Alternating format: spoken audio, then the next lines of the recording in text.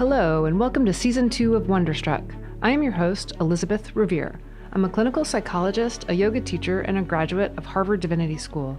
I'm really curious about our experiences of wonder and awe and how they transform us. My guest this time is Emma Mumford. Emma is a best-selling author and host of Spiritual Queen's Badass podcast, where she covers topics like manifestation, out-of-body experiences, the law of attraction, and processing trauma. Emma's own path of spiritual awakening came unexpectedly. As Emma tells me in our conversation, she suffered from panic attacks and anxiety. She found herself in a deep depression, unable to work and in debt. One night, overwhelmed by the heaviness, she found herself in a state of surrender and asked for help from the universe. From there, Emma's life began to transform as she opened herself up to teachings, therapies, and self-help tools. Embracing these powerful modalities and tapping into personal wells of agency and creativity, she has worked through childhood trauma, developed her intuition, and now helps others on their journey for a fulfilling life. Emma's biggest gift, however, may be as a communicator. She brings optimism and a can-do attitude to topics that may seem difficult to manage, and she makes complex ideas feel approachable and attainable. Please join me in welcoming Emma Mumford to Wonderstruck. Okay, so Emma, of course, I think the first question I've got to ask you is that you created and host the UK's #1 spirituality podcast, Spiritual Queen's Badass Podcast, which, as I've said, is a fantastic name. It's a great show. You've got some really big name, stellar, fun guests. And I feel that it really unfolded fast for you. And, you talk about law of attraction and manifestation. And I guess, I think that it would be really interesting to hear more about how this happened for you and to what extent and how manifestation or how you manifested this in a way, right? I mean, how did it come to be? So I always say that the podcast was almost like a happy accident because I definitely didn't know what to expect, but what happened from it was beautiful. And even before that, going back a few years, my journey kind of really starts in 2012 when I was doing something completely different to this. I was known as the UK's coupon queen, and I was helping people to save money and coupon.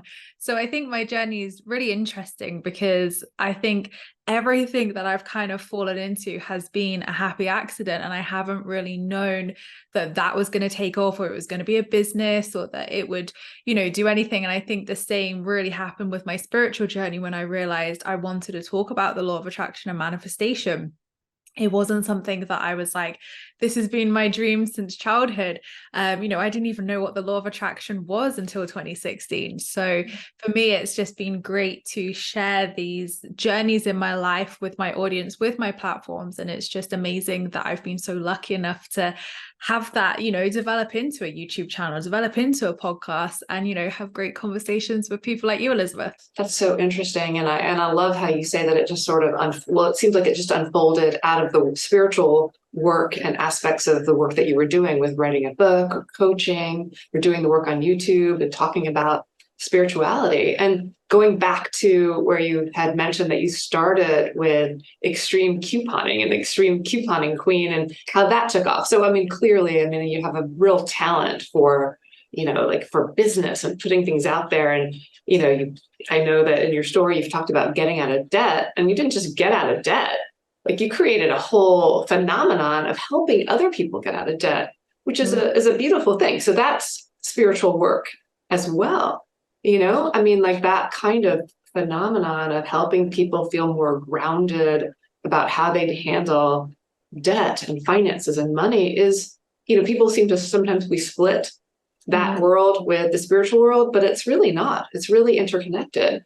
And so I sort of see that as this ongoing trajectory of what you've done. But I also just think it's super fun and interesting. And maybe you could tell us a little bit about how that happened for you. And how did you even come up with extreme couponing and doing this? It's really cool. Yeah, and I think, like you say, it doesn't feel a whole world away from what I was doing, the spiritual work. It is just a different type of spiritual work. Like you say, the two do go hand in hand together. And money's always sort of really followed me throughout my life. Back in 2012, when I started the couponing, I was at a really, dark stage of my life. I was experiencing depression, I was experiencing anxiety. I was in my first not so great relationship, and I was about 18, 19 years old at this time. So, I was really, really young as well. And I had just got this incredible banking job. I was a banking manager at one of the UK's leading banks. And banking was something I never saw myself getting into.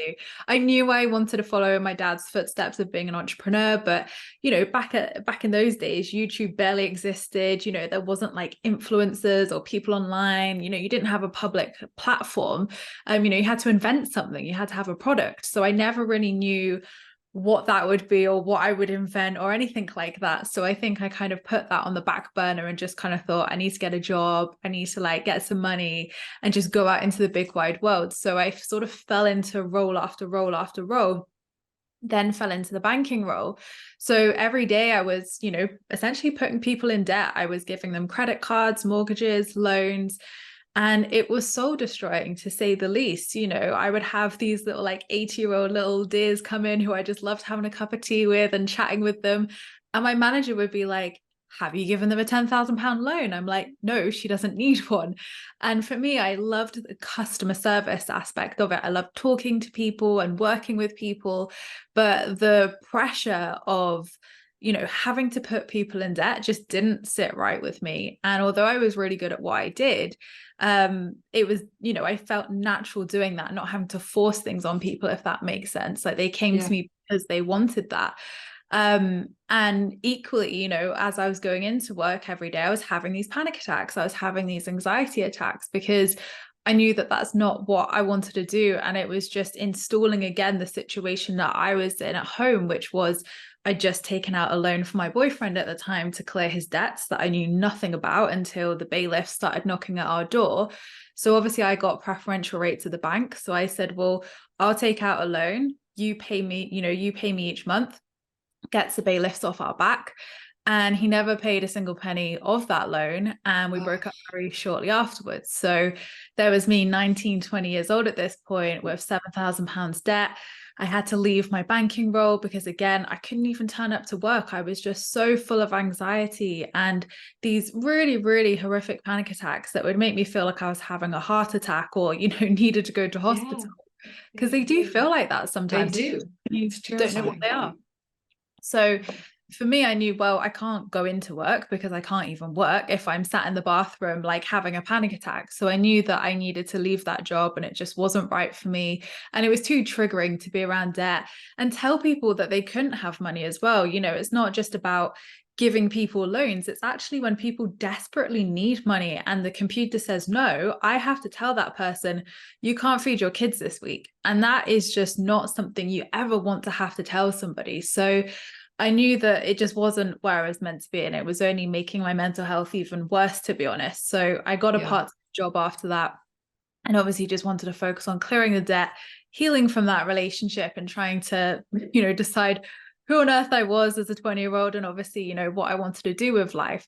So having that part-time job was really good just to take the pressure off and just to kind of like reset and see where the land laid as well.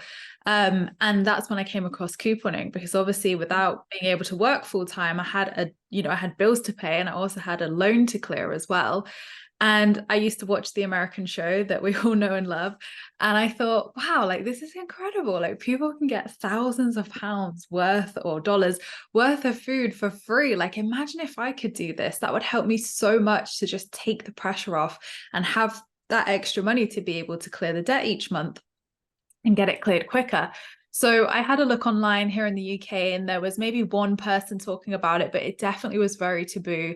There wasn't many resources out there. There wasn't any kind of, websites you could kind of go to and get these coupons. So I took it upon myself to really find these coupons and discounts and think, okay, where can I find these? And after about 6 months, I had this whole spare room stockpile of like different products. It looks exactly like you see it on the show. And my friends are like, Emma, you need to share this with people. Like, this is incredible. Like, we love coming in with our little shopping baskets and taking stuff, but like, you need to share this with people as well. People would love it. So after a lot of pestering, because obviously the imposter syndrome in me was like, who am I? We've got Martin Lewis, who's like a big financial guru here in the UK. There's loads of people out there. Like, who am I to tell people how to save money? But I just started up my page as honestly just a page to help people and just share that information. I didn't know it could be a business. I had no knowledge of how to start a business, no knowledge that a business like that could even earn money. So for about 6 months, it just continued to grow and grow and grow. We had about 100,000 followers at that point, and that's when the press kind of really started to take an interest. I would be presenting on This Morning, and it was just really wild to kind of go from such a really kind of desperate situation where I'd obviously had to leave the job, broke up with the boyfriend, had the debt, to now 6, 7, 8 months later, being on TV, presenting and teaching people how to coupon. It's just nothing that I ever imagined would happen or come from, a really negative situation in my life at that point. So it was amazing. Inspiring. Yeah, it was amazing. And it was natural. I didn't go in with those intentions, but I suppose to some degree my soul was manifesting that. Of course, it was getting me onto the path to find my purpose. I mean, that's an inspiration for people to know about, to hear about, to experience. I just think it's great. It's that story of transformation, right? Going from panic attack to like something that's really connects you to others, that really feels like you're engaged and appreciated and appreciating this interaction with others. Like, I just think of the spiritual work, like it becomes spiritual work. It's kind of fascinating, right? Like, you wouldn't think banking would take you down that road, and then it does. Yeah, hugely. Like, I had absolutely no idea what, that it could turn into a business, that would be my life for 6 years. I had no knowledge of coupons before that, but it's just like spirituality. I would have said at that point, as we get to my spiritual awakening in 2016, when I was running the business, the anxiety, the depression was still there, but I was trying, I was trying medication. I was, having CBT therapy, counseling, and nothing was really getting to the root. Nothing was really giving the kind of long-term shifts and results, but it was more manageable at that time because, I really do think couponing saved me in so many ways. It gave me something positive to focus on. It gave me a purpose by, helping myself, but helping others to be able to do that as well. So I feel like it was almost like a positive distraction, a positive thing that I could really put my energy towards and feel like I had that purpose, which I don't feel I had at all in the bank. And it was your own inherent creativity that, it's almost like the energy of anxiety, like the energy of depression, which can be like a heavy energy or, a flighty, anxious energy. When it's channeled into the creativity, something beautiful can come out of it. And I mean, that's it's just a fascinating, wonderful story. I mean, you said that out of it came your spiritual experience in 2016. I know you ask everyone on your show that question, so I got to ask you, what was your spiritual experience? Yes, definitely. So, fast forwarding to 2016, I was in, again, a not great relationship for the second time. So there's a pattern here. My relationship seemed to awaken me in life, definitely, to my purpose, to helping people. So yeah, I was going through that again. The depression, the anxiety was still there, but the difference was I was running a really successful business at this point. So I think, I look back at that time in my life, and I think probably a lot of people would have looked at me and thought, wow, like Emma's got everything. She's got a nice flat, she's got a partner, she's got a really successful business, she's presenting on TV. But it was, all of those things were true, but equally as well, there was still that hollow depression within me. There was still that void. There was still that unhappiness, which no matter what I, was doing, nothing was giving me relief. Nothing was getting me that result of feeling happiness and peace. So when that second relationship broke down in 2016, that was really the kind of catalyst for the spiritual awakening, because I probably would have said I was an atheist. I probably would have said my faith was at an all-time low because, I used to think, why would a God, why would a universe let all these bad things happen to people? Why would a God let me feel so depressed and have suicidal thoughts, but equally have this amazing business and really positive things, happening in my life? So I think I kind of just switched off from the kind of, belief side of things. And when I had my spiritual awakening, it came through, deciding whether I was going to take my life or change my life. And I knew that I didn't want to end my life. I thought, if people are able to experience happiness, then I can experience happiness. I don't know how I'm going to get there, but I want to be able to feel that happiness that I know other people have. And from that, a couple of days later, I was just searching online and I typed in how to turn a negative situation into a positive. And this woman came up and she was talking about this manifesting, this law of attraction and our thoughts. And little did I know it was Louise Hay at the time, but her words were just so captivating. And I thought, wow, okay, what she's saying makes so much sense. So I kept seeing this word, law of attraction, law of attraction. And very often the law of attraction will actually find you. It's very rare that people will find it. It tends to find you. So I kept hearing this word and I was like, what is this? What is this thing? And then I came across The Secret. I came across the Secret documentary on Netflix as well. And when I was watching it, it just felt like a remembering. It didn't feel like I was learning a new skill like couponing. It was like a remembrance of, oh, of course, that's why I'm in this position. Of course, that's why I've had these life experiences. Of course, that's how life and energy works. So again, just like couponing, it really captivated me. And again, was something so positive that I could put my energy into to create something positive from it. So at that point, obviously, I had no desire to turn it into a business. I had my couponing business. But, as time went on and I was seeing these shifts within myself and my mental health and my energy, seeing physical manifestations as well, that's when I started to vocalize that a little bit more on my YouTube channel. And I thought that people would totally switch off from it and be like, couponing, law of attraction, like, no, definitely not. I'm not here for that. But people knew about it. People were like, yeah, I know about manifesting, or I'm so glad you're talking about this with money. It's so refreshing. So the response was actually really positive. So what I do now, I don't think is hugely different to the couponing. I still talk about money.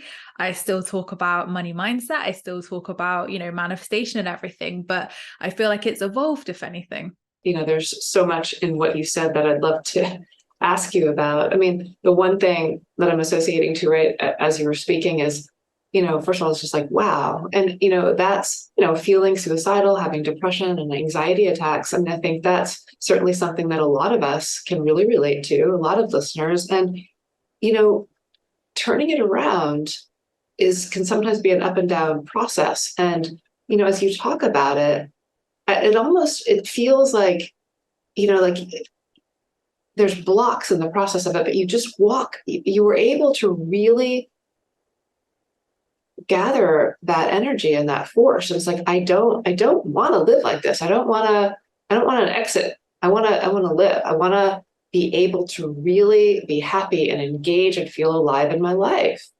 And like, how did you do it? How did you go from A to B, like in a way that, it's almost like you have a very profound sense of, I'm going to do it.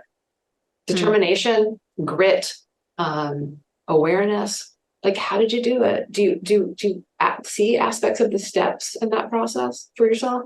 I feel like there are steps, but it's also still unfolding. It's still a process and journey that I still am absolutely navigating even today, 6 years on. So I think the determination, like you say, was definitely the starting point of that, of you've got to do something. You can't just lie on this bathroom floor forever. Like, you have to do something. If you want to experience happiness, you've got to, make a change, do something. So although I didn't necessarily have the vocabulary or the resources at that time to understand how to do that, I think that determination, and I honestly feel like it came from my soul, because I remember there was this really pivotal moment for me, which I think just changed everything, where I was looking out of the window at 2 a.m. in the morning. And I just remember looking out the window and saying, universe, help me. And that was it. And I don't know where those words came from. I don't know why I called it the universe, because obviously I only really knew about God at that point.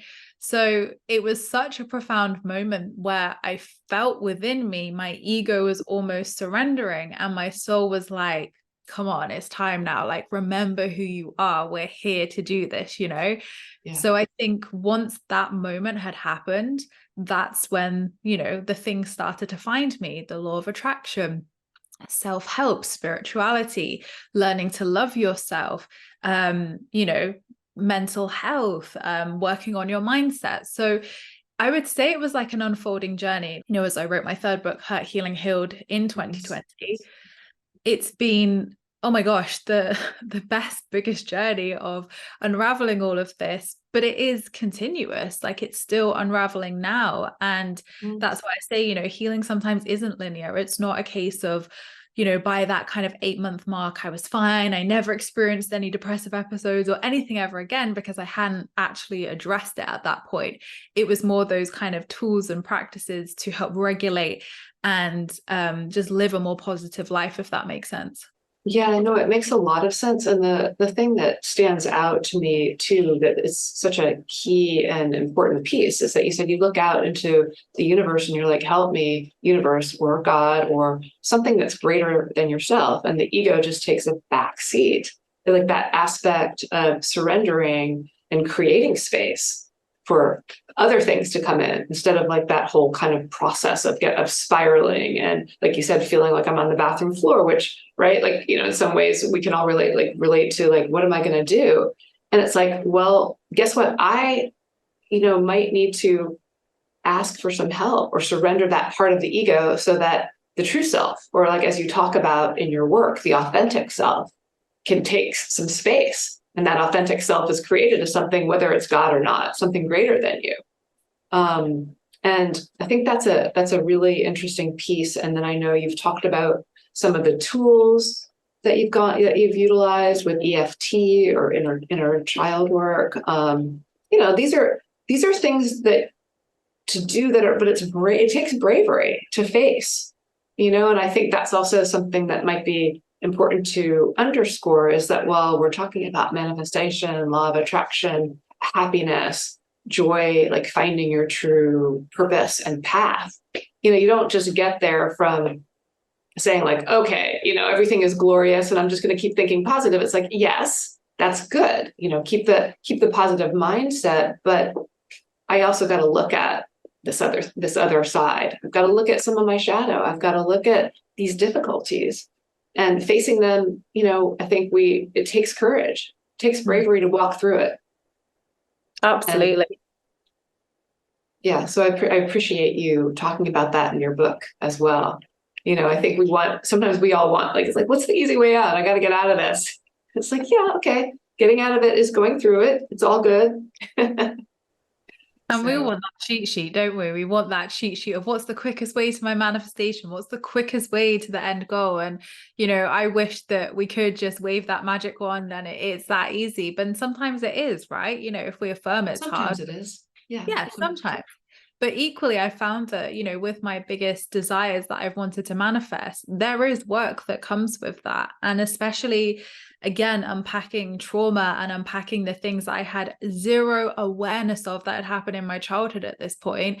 It takes a lot. It takes a lot. And, you know, I'm so thankful for that journey, because I think a lot of the time people think that you can't manifest if you have inner work, or you know, are experiencing limiting beliefs or fears, or even, you know, reliving trauma, or, you know that there's something in your past.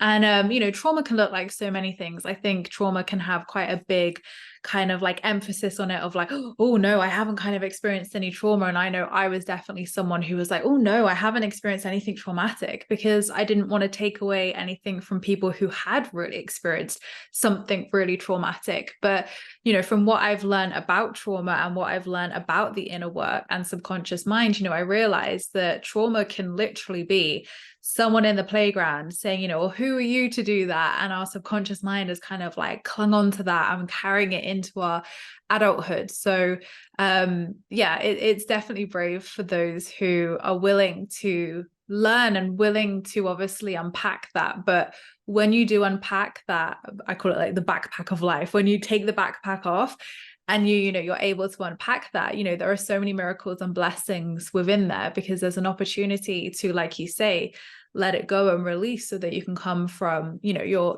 authentic self here and now. Yeah, it makes me, I mean, it's so interesting what you're saying. I have a couple of questions about it. If one is that it's almost like you're saying, people are like, well, can you still do the law of attraction if you're having all this trauma or you have these things? It's like, yeah, actually, it may even work better for you, because you're in the process of facing it and creating the space for things to unfold. So I think that's kind of wonderfully paradoxical. And then, I don't know if that experience in the playground happened to you. I don't know. And I would wonder would you be willing to talk about a specific example of something that was traumatic, that sort of process of going through and seeing the energy shift in a way that opened you up to have more authenticity and positivity in your life? So as I mentioned, in 2020, that's when it kind of really started to come through thick and strong. And I started to discover inner child work. And I feel like inner child work gave me the kind of access to it, almost, to be able to start to dive into that and start to understand how my inner child had been, impacting my relationships, impacting my behaviors, impacting my beliefs, impacting how I talk about myself, impacting, all of our relationships in our life. And, almost how we, it's how we manifest as well, our energy, right? Because we attract what our energy is.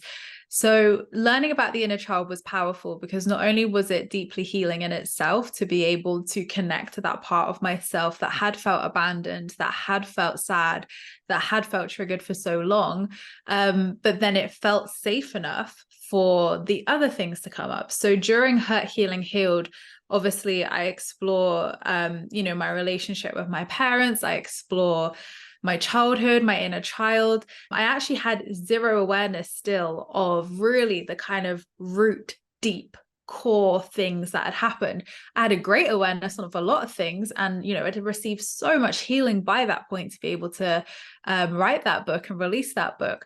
But ironically, the bulk of the work came up when I got into a healthy, loving relationship.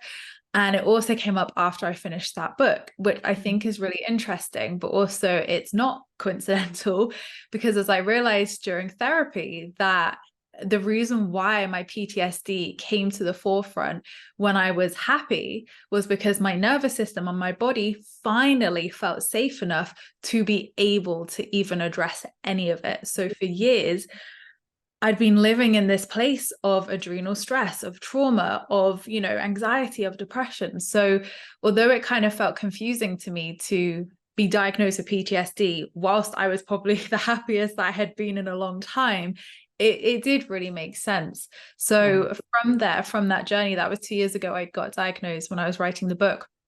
I have discovered through memories that have come up, and a tool I absolutely swear by is EMDR, which is eye movement desensitization and reprocessing. So I've been working with my EMDR therapist since I got diagnosed with PTSD, and oh my gosh, the shifts have been huge just from doing that modality and that work. But then I've been able to access deeper memories that I don't think I would have been able to access had I have not done that therapy, had I have not uncovered all of this. So now here, as I turned 30 a month or so ago, I was able to recall memories of being abused as a child. And that was a lot. It was a lot, because obviously when you've lived 29 years of your life thinking that your life was one way, to then one day think, it wasn't. Now you have that missing puzzle piece of why you are the way you are, why you've had depression, why you've had anxiety. It was a weird feeling, because it was almost like this piece that kind of washed over me of like, there you go. Yeah, makes sense. Call it a puzzle piece. Yeah. But then also confusion. There's a lot of questions that come up with that as well, I mean, having the memory and being taken off guard a little bit at the beginning of that. And that's like, okay, well, wait, how did that happen? What did that happen? Oh my gosh. And that's the process for integrating it. And, having to doing the EMDR work, I think is fantastic. I think it's a wonderful modality. I love it because it really does engage where these memories are stored physiologically in the cells, how they're hidden, the blocks that they create in regard to like being able to sort of feel fully online or alive in that way. So, I support and applaud that you've been doing that work. And then I love, again, I have to keep coming back to, how you engage this holistic aspect of healing, and then you bring in agency and your creativity, and you write a book, and you're like, yeah, I'm still working on it, and yeah, I'm writing a book, and yes, this is unfolding, and things are positive, and things are frightening. It's the whole picture. I guess I keep coming back to agency and creativity because I see that as, the way out of trauma. I'm turning it into something. I'm transmuting it. It's becoming something that's meaningful and whole. So it's again, it's something that I think it's great for people to hear about and learn that, there's a way out. There's a way out, and the positive can unfold, even if we're looking at things that are difficult or hard. I know that one of the interviews you have done that I really quite enjoyed was with Wim Hof. And I know you all, he's such a character, such an interesting guy. But you all talked about trauma and hardship. And, he, of course, has been through a lot with depression as well. And then, it's like his breath work and aspects of like, okay, how do I bring the body online and heal and engage in this work? So I was wondering how that if that was also a part of some of the healing work that you did with some of the breath work. Yeah. And I mean, interviewing Wim was just like the best experience because he is just like the nicest guy ever. He is so funny, so down to earth. And he just, I know it sounds weird to say, but he almost makes that work that little bit brighter, that little bit more lighter, instead of, sometimes it can feel really heavy to talk about trauma or be like, let's look at your traumas. Like nobody really wants to do that. They'd rather be doing some fancy meditation or, do you know what I mean? Like doing something more lighter. So I love how Wim works with trauma and breath work because although I haven't done any of his courses or anything, since that podcast, it really inspired me to look more deeply into cold water therapy, into breath work. And I'd done some breath work, obviously, in yoga practices and meditation before. So I'd kind of dipped my toes into it, definitely. But the cold water therapy is something that I have loved for, ever since he came on the podcast. I'm not able to do it all the time. I'm not too brave going in the sea just because the ocean here in the UK is like literally minus whatever. But I like doing it in swimming pools and spas that obviously have like the hot and cold water therapy with ice especially. And it just, oh my gosh, the feeling, and you can even do it at home in the shower as well. It doesn't have to be out and about anywhere, but doing it in nature, I'm sure, is definitely incredible in itself, but you could literally do it at home in your shower. And obviously you don't need to do it all the time as well. A big thing that Wim said to me on the podcast was, Emma, if you're feeling fine, you don't need to do any of my tools.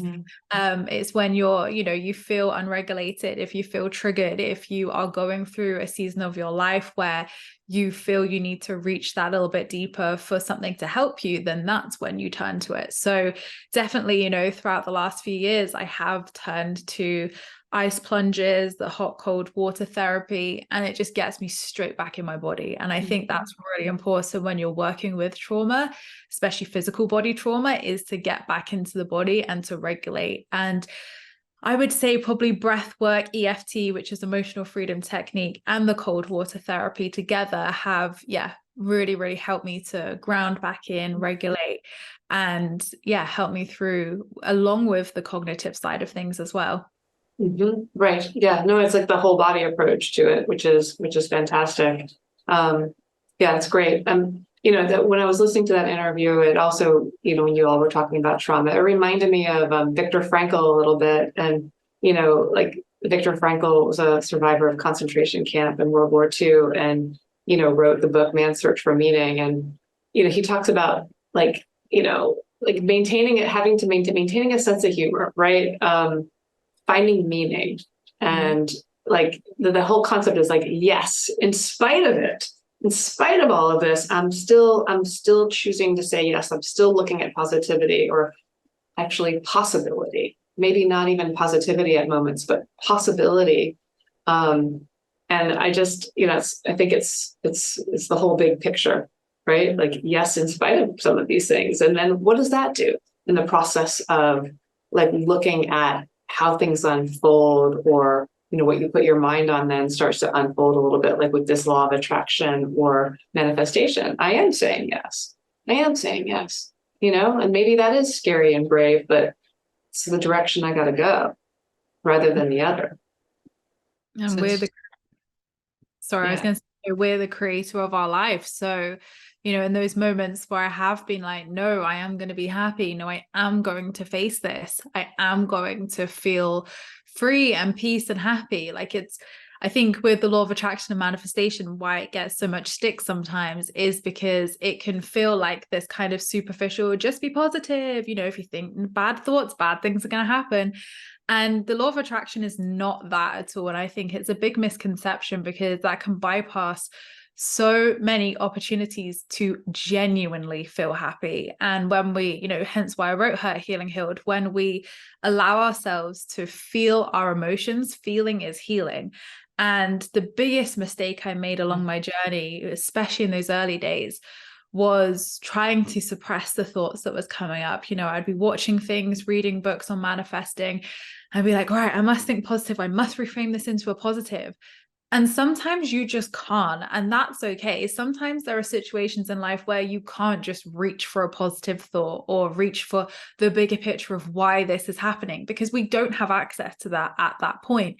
And when you're in the trenches of life, as I call them, you have to be in the trenches. There is a purpose to that. You may not know it at that time. You may not know what abundance or a happiness or joy awaits you, but being in those trenches is important, because you're going to learn something, you're going to release something. And as you said earlier, create the space for that abundance and joy in however it looks to come into your life. So yeah, I think it's so, so important that we honor our feelings and we honor our thoughts, because if I had just kept ignoring them and kept pushing it down, I would not have the manifestation success I have today, even in my personal life, because I wouldn't have dealt with what was underneath. I wouldn't have dealt with the energetics, which is, my energy and my thoughts and who I am as a person. So it is looking at mind, body, spirit. It's looking at the whole experience and being like, well, I can't be high vibe each and every day. And that's okay,